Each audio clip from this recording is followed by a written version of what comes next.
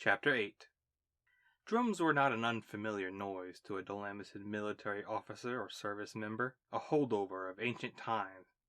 The noise of drums were still used on ships and ground forces for certain types of alarms. However, this was the first time in her life that Captain Bonnie Red had ever actually felt like her head was being pounded as if it were the drum. She reached up and touched the space between the utmost of her ears and groaned. She felt the soft cushion beneath her body and beneath her head, and then realized the feeling on her chest was a blanket. The room had a soft blue-hued light, and not far away she could hear the noise of human voices and the groans of Dalamicid crew members. "Am I dead?" she groaned. "I feel dead. And will someone tell whatever it is that's dancing on my skull to stop?" A human in a long white coat approached her with a data pad in hand. "Ah, the Pirate Queen is awake." He chuckled a little and began to tap on something on his screen. The what?" Bonnie asked as her memory slowly started to return. "Do you not remember telling everyone your in-game user profile name, Pirate Queen?" he asked. "No," she answered. "What about when the engineering crew tried to teach you all Irish jigs, and you got up on the table to imitate them? Unsuccessfully.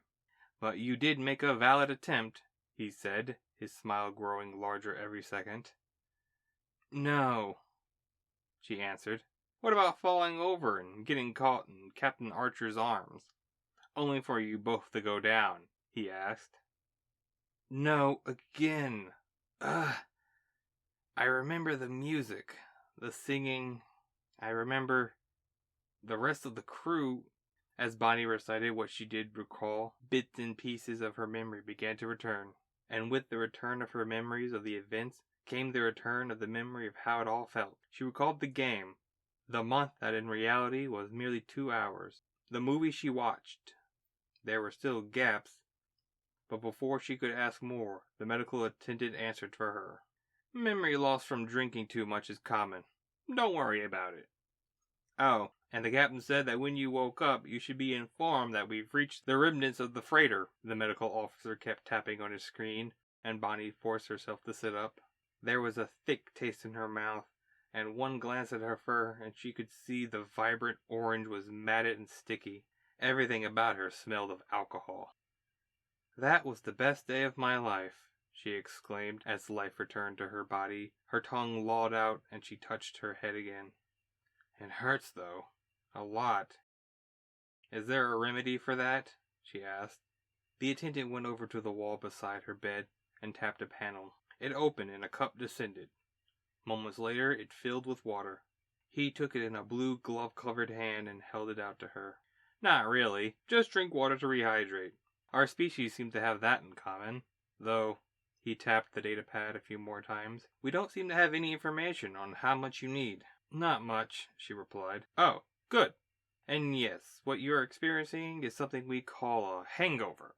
My grandfather used to say it's because every amount of pleasure must be paid for with an equal amount of pain, which is why sex is great, but marriage is a nightmare." Ha! "He was divorced," the attendant laughed, but Bonnie only scratched her head. "I don't get it. But you said we've reached the wreckage?" She drank the cup and slid her legs over the bed. "Yes, but I'm afraid your crew won't be able to help with the unloading," the medical officer said as Bonnie tried to rise to her feet and nearly fell back down, swaying back and forth. She caught herself against the wall. "And that's why," he said. "It'll take some time for the effects to wear off. Your whole crew is either still passed out or down with hangovers as bad as or worse than yours, Captain Bonnie." "Oh, who won?" she asked, as she recalled the contest. "I only saw video clips, ma'am. I don't know who was declared the winner." He shook his head. "Whoever won, though, it was a close contest. Your species handles alcohol shockingly well." "I see." She accepted the unusual praise and allowed herself to sit on the bed again. "So then how long do we wait? How long until this wears off?" She tried to roll to the far side of the bed to get another cup, but her attendant was ahead of her, refilling her cup and handing it back to her before she was halfway there. "Hours, probably, though I think you'll mostly want showers, too. I'm afraid we can't spare those. We don't have enough for a whole extra crew. And as it seems you all shed, our dreams aren't equipped for that, he pointed as he scrolled through the notes and directions on his datapad. Wait, she asked and paused as she drank the water down. What was that about video clips? Humans record a lot of things, especially the things we enjoy.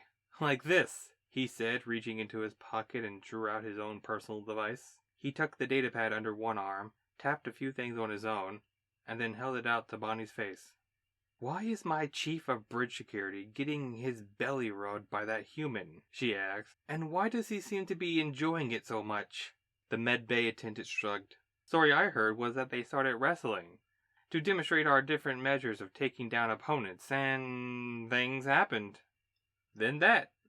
Bonnie stared at one of the giant gene-modded Dalamison security officers, with his short, dark fur and long snout with his tongue lolling out and letting out a happy roo, while a similarly gigantic human with an absurd smile on his face rubbed away as she shook her head.